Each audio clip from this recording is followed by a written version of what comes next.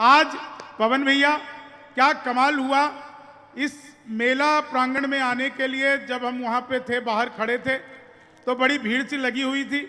मैंने देखा दो आदमी आपस में आधे घंटे से गाली गलौज कर रहे थे। मैं उनके पास गया, मैंने समझाया, तब मारपीट हुई। उससे पहले खाली गाली गलौज से काम चला रहे थे। पुलिस को नमन करता हूं। मथुरा की प्रशासन व्यवस्था इतनी अच्छी है कि पुलिस भी अकेले नहीं बैठती है, ग्रुप में ही बैठती है।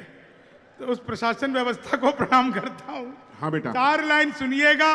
पिछले दिनों मैंने मोदी जी से पूछा, मैंने कहा मोदी जी आपकी नीयत क्या है। दोस्तों बात समझ में आ जाए तो एक एक व्यक्ति का आशीर्वाद चाहिए। मैंने कहा मोदी जी आपकी नीयत क्या है। मोदी जी बोले मेरी नीयत पाक साफ है। एक आदमी मिला, बोला यार ये मोदी जब से आया है देश 500 साल पीछे चला गया। मैंने कहा योगी को आने दे, त्रेता युग में ले जाएगा। मंच पे बार बार बात चल रही थी कि एक बिहार का कवि है, बिहार का कवि है, बिहार का कवि है। इसमें मेरी कोई गलती नहीं है। आप लोग बड़े बड़े पांडाल लगते हो, दिन भर पूरे मथुरा में, वृंदावन में बड़े बड़े पांडाल लगाते हो, दिन भर कीर्तन करते रहते हो, राधे राधे जपो चले आएंगे बिहारी, राधे राधे जपो चले आएंगे बिहारी। अब कलयुग में वो बिहारी तो आ नहीं सकते, हमें ट्रेनों में ठुस ठुस कर आना पड़ता है। बहुत अच्छे। मैं तो इलेक्ट्रॉनिक शॉप पर गया, मैंने जाकर पूछा है टीवी कितने का दे रहे हो। बोले हम बिहारियों को टीवी नहीं देते। मैंने कहा तुझे कैसे पता लगा। बोले निकल यहां से। अगले दिन मैं सूट बूट, हैट, नकली मूछें। मैंने कहा ये टीवी कितने का दे रहे हो। बोला तुझे कल भी मना किया था। अगले दिन मैं बुरका और के चला गया। मैंने कहा भैया ये टीवी कितने का दे रहे हो। बोला भाई साहब आपको 2 दिन से मना कर रहा हूं, हम बिहारियों को टीवी नहीं देते। मैंने कहा ठीक है मत दे, लेकिन ये बता तुझे पता कैसे लगता है मैं बिहारी हूं। बोला बेटा जिसे तू टीवी कह रहा है वो माइक्रोवेव है। ये माइक्रोवेव को टीवी बताने का कॉन्फिडेंस पवन भैया आपने इतने अच्छे प्रोग्राम में बुलवाया, दिनेश जी के माध्यम से इतनी बढ़िया टीम आप लोगों ने बुलवाई। इतनी खुलकर हंसती हुई महिलाएं मैंने पहली बार देखी हैं। नहीं इसमें इनकी कोई गलती नहीं होती, इन्हें ब्यूटी पार्लर वाली समझा के भेजती है। बहन जी ज्यादा मुंह फाड़ के हंसोगी तो चेहरे के पीओपी की कोई गारंटी नहीं है। लेकिन मैं देख रहा हूं आप लोग अपने मुंह के चेहरे की पलस्तर की चिंता किए बिना इतना अद्भुत हंस रही हैं। मैं 4 लाइन सुनाता हूं। पिछले दिनों ट्रंप आए भारत में, लोगों ने ट्रंप को तरह तरह की सलाह दी। एक सलाह मैंने दी, आपको लगे कि बिल्कुल सही सलाह दे दी तो आगे से पीछे तक मुझे बताना। शेष 6 मिनट आप लोगों के बीच में। मैंने ट्रंप को क्या सलाह दी कि लालू से मिलो वो तुम्हें बिहारी न कर दे, लालू से मिलो वो तुम्हें बिहारी न कर दे, जनता तुम्हें यहाँ की भिखारी न कर दे। उत्तर प्रदेश आना ट्रंप सोच समझ कर, योगी जी तुम्हें ट्रंप से तिवारी न कर दे, योगी जी तुम्हें ट्रंप से तिवारी न कर। लेकिन वो माना नहीं भाई साहब, आ गया आगरा गया था घूमने। 24 घंटे की यात्रा 48 घंटे की, और 48 घंटे बाद मोदी जी के पास पहुंचकर पूछा, बोले मोदी जी सब कुछ तो ठीक है, ये समझ में नहीं आया आगरा में असली पंची पेठे की दुकान कौन सी थी। उसे तक समझ में नहीं आ रही भाई साहब, करोगे क्या। अच्छा उत्तर प्रदेश में योगी जी की सरकार बनी तो पहला काम किया एंटी रोमियो, जैसे जूलियट की कोई गलती ना हो, आधार कार्ड मिलवा मिलवा के पीटे जा रहे थे। उत्तर प्रदेश योगी बाबा एंटी रोमियो, और 4 लाइनें कि जुल्फों में उंगलियों को फिराने नहीं देते, जुल्फों में उंगलियों को फिराने नहीं देते, कलियों के पास भंवरे को जाने नहीं देते। इतनी सी शिकायत है हमें योगी आपसे, खुद से न पटी हमको पटाने नहीं देते, खुद से न पटी हमको पटाने। थोड़ी तालियां कमजोर थी इस बार। एक बार ये पूरा सदन बताए आज। हाँ मैं बता रहा हूं, पुलिस भी हंस रही है, मैं पुलिस को प्रणाम करता हूं। उत्तर प्रदेश की पुलिस ने पिछले दिनों से ऐसा काम किया है, मैं सच बता रहा हूं, वारंट भेज करके भी पुलिस अगर फॉर्च्यूनर गाड़ी लेकर भी किसी अपराधी के घर पहुंच जाए तो वो गाड़ी पर चढ़ने को तैयार नहीं होता। वो कहता है भाई साहब मैं पैदल आ जाऊंगा उंगलियों से नापते हुए, लेकिन मैं गाड़ी पर नहीं बैठूंगा। पुलिस ने अपनी ऐसी व्यवस्था बनाई है। मैं पुलिस को प्रणाम करते हुए 4 लाइनें और सुनाता हूं। बहुत अच्छा आप लोग सुन रहे हैं, बड़े आनंद से सुन रहे हैं, बस समय की ही थोड़ी सी कमी है। मेरे पास भी 4 लाइन सुनिएगा ये कि तुम तोड़ो वादा और हम निभाते रहेंगे, नाराजगी ऐसे भी हम जताते रहेंगे, जब तक नहीं आते हैं 15 लाख खाते में तब तक तुम्हें मोदी जी हम जिताते रहेंगे, तब तक तुम्हें मोदी जी हम जिताते रहेंगे, ख्वाबों में तेरे रंग कोई पिंक नहीं है और पास तेरे अपनी कोई थिंक नहीं है। राहुल को लगी ठंड तो मोदी ने ये कहा, आधार से रजाई तेरी लिंक नहीं है, आधार से रजाई। चीनी को जमा करके फिर से मैं सच बता रहा हूं, वो अंग्रेजी का अध्यापक आ गए, बोले खूबसूरत लड़की को अंग्रेजी में क्या कहते हैं? मैंने बताया जी खूबसूरत लड़की को अंग्रेजी में आई लव यू कहते हैं। चीनी को जमा, मेरे पड़ोस में एक लड़की रोज नागिन डांस करती थी, रोज नागिन डांस करती थी। मैं एक दिन उसके घर गया, मैंने कहा तुम ही रोज नागिन डांस करती हो? बोली हाँ। मैंने कहा कभी डस भी लो। चीनी को जमा करके, मैंने तो बचपन में पिताजी से कह दिया, मैंने बचपन में पिताजी से कह दिया था पिताजी लव मैरिज करूंगा। बोले बेटा लव मैरिज ही कर लियो, शक्ल दिखा के तो होगी नहीं। चीनी को जमा करके फिर से, आप लोगों को लव मैरिज और अरेंज मैरिज में फर्क पता है ना भाई? जिंदाबाद। लव मैरिज में आदमी अपनी ही गर्लफ्रेंड से शादी करता है, हाय। अरेंज मैरिज में ये तो खड़े हो गए भाई साहब हमारे, कोई भी अनुभवहीन मिल सकती है। चीनी को जमा, मैं आपको बिल्कुल इतना बढ़िया आप लोग सुन रहे हैं, इतने आनंद से सुन रहे हैं, मुझे तो याद आ गई वो 8 नवंबर को मोदी जी आए थे, याद है ना भाई और बहनों? कल ही तो 6 साल था। आज रात 12 बजे के बाद 1000 और 500 के पुराने नोट लीगल टेंडर नहीं रहेंगे। इतना सुनते ही पति बड़ा खुश, उसे आज भी उम्मीद है मोदी जी किस दिन रात को 8 बजे आएंगे। मित्रों आज रात 12 बजे के बाद आपकी पुरानी शादियां लीगल टेंडर नहीं रहेंगी। भाई कमाल है। कितने खुश हो रहे पवन भैया, पहली बार आपको मैंने मुस्कुराते हुए देखा। भाई कमाल मत भूलो वो मोदी जी हैं, 1000 रुपए का लेके 2000 का लौटाया था। आप 40 साल की भाभी जी जमा करवाने जाओ, वो 80 साल की थमा देंगे। बीबी लेके जाओगे, दादी लेके लौटोगे। अपना देश ही अद्भुत है। चीनी को जमा करके फिर से गन्ना बना दूं। 4 लाइनें आपको सुनाता हूं और अपना स्थान लेता हूं। बहुत अच्छा सुना आप लोगों ने, बहुत बढ़िया। 4 लाइनें सुनिए और मैं अपना स्थान लेता हूं जी। कि मनहूस से चेहरों को सदा डांटता हूं मैं। दोस्तों जीवन में एक ही चीज याद रखिए, जिसको दिनेश जी कह रहे थे, आपको अगर अपने ऊपर यकीन हो तो पूरी दुनिया को आपके ऊपर यकीन होना शुरू हो जाता है। क्या बात है। ईश्वर ने आपको जैसा बनाया है, आप ईश्वर की सर्वश्रेष्ठ रचना हैं। लोग कहते हैं जी कि गोरे वैसे होने चाहिए, गोरे वैसे। मैं कहता हूं देखो, कभी भी प्यार करो तो काले से करो, क्योंकि गोरे तो आजादी के टाइम से ही बेवफा है।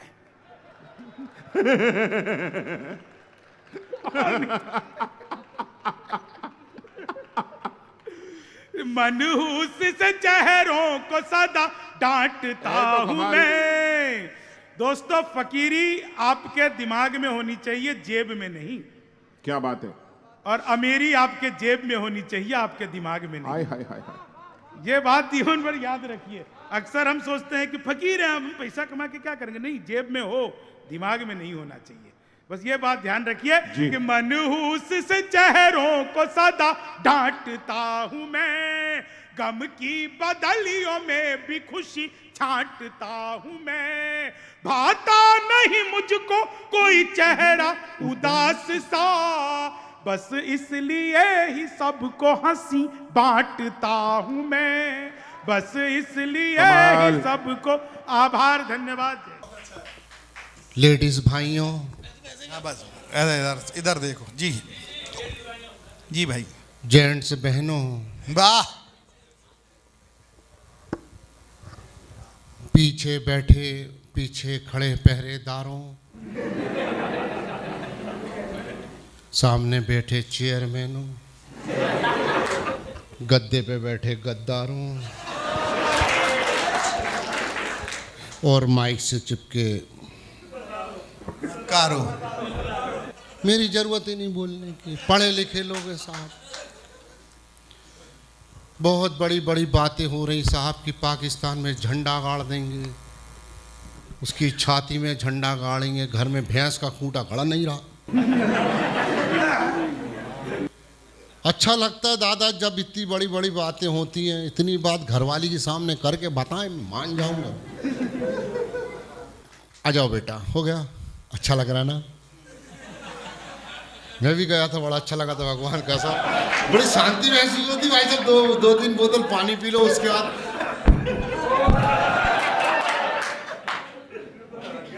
भैया तू भी मोदी भक्त है कि भगवान का सरदार खड़ा नहीं हो कि लाइट बंद, और कितना अंधेरे में रखोगे यार। नहीं है, ये भी सेंसर बोर्ड है।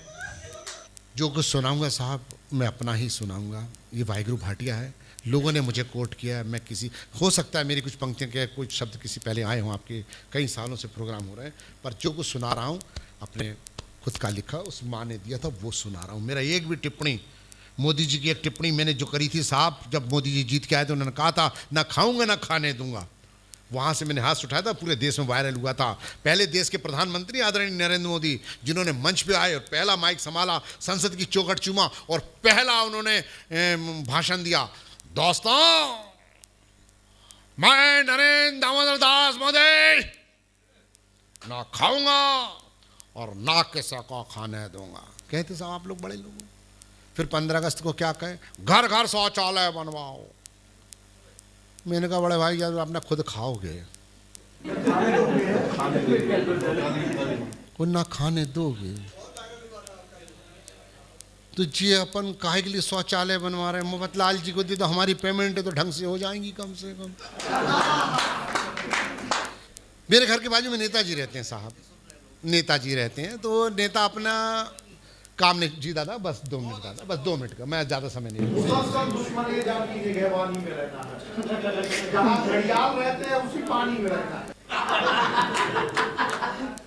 मैंने ना टेलर को शर्ट दी थी सिलने के लिए, तो उसने मुझे कहा था भाटे जी आस्तीन बड़ी कर दूं। मैंने कहा क्यों? बोले आजकल दोस्ती खूब पाल के रखे हो।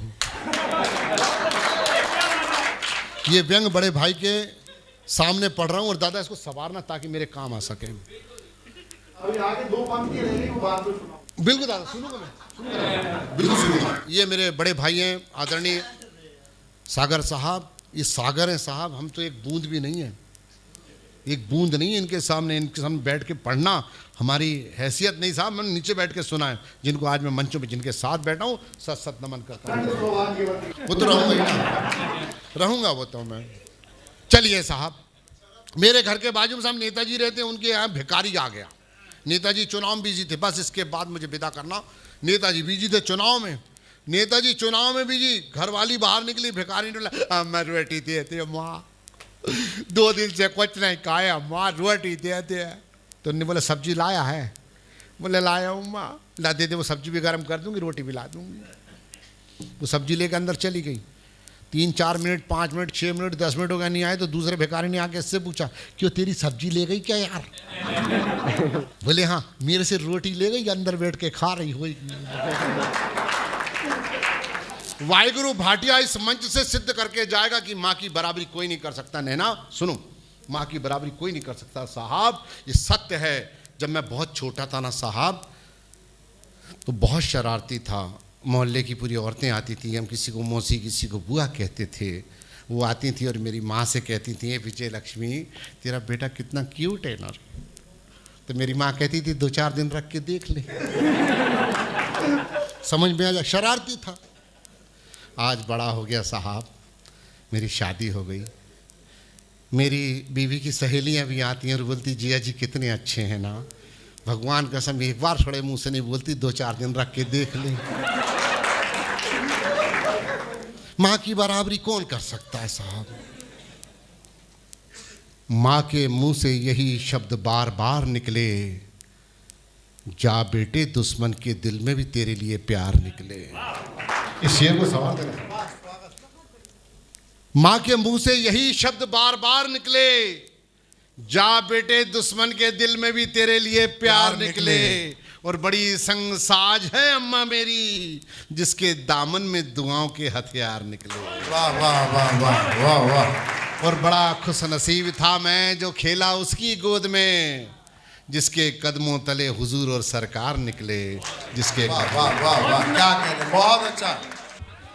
नौझील के लोगों, ये जो गीत मैं पढ़ रहा हूं ये मेरा नहीं है, ये पुरोहित जी ने लिखा है, हमको अभी दिया है और मैं पढ़ दे रहा हूं सर। मैं पुरोहित जी हमसे कह रहे हैं, एक विरोधी बोला भाजपा है बस ड्रामा,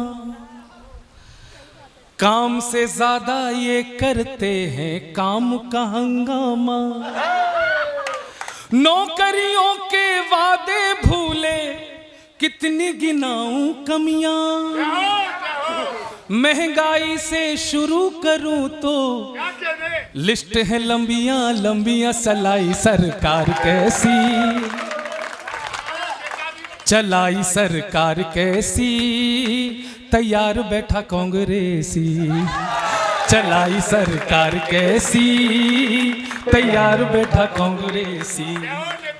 अब नींद आ जाएगी उन्हें चैन से कि छोर नहीं है भाजपा की हुई फजीतों का, सड़कों पर है गाय मचाया हल्ला चीतों का, अरे सड़कों पर है गाय मचाया हल्ला चीतों का, अरे वादों की बस बाकी रह गई टूटी फूटी यादें।